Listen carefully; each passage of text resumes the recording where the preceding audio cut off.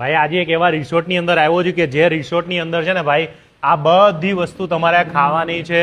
અને હાલોલની અંદર જો તમે પાવાગઢ જતા હોય તો તમારે એક હાલોલ પહેલા આજે આ રિસોર્ટ આપણું આવે છે જેમાં બધું તમે જમાડવાના ને બધાને બધું જે માગે ઈ રસોઈ તૈયાર. જો વન ડે પિકનિક 1000 રૂપિયા અને શનિવાર ને રવિવાર આવી રહ્યા તો 1200 રૂપિયા.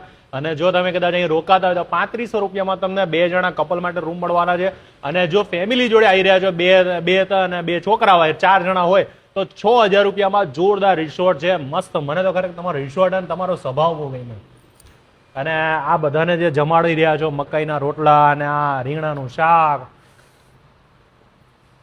અમદાવાદથી 2 કલાક, બરોડાથી તમારે 1 કલાક, સુરતથી તમારે 3 કલાક ગણી લ્યો ફરવા માટે જોરદાર. જો કદાચ તમે વિચારો કે શનિ રવિવારે ફેમિલીને લઈ જવા છે અને આપણા બજેટમાં જોરદાર ખાવું ને ખવડાવવું હોય તો મજા આવી જશે.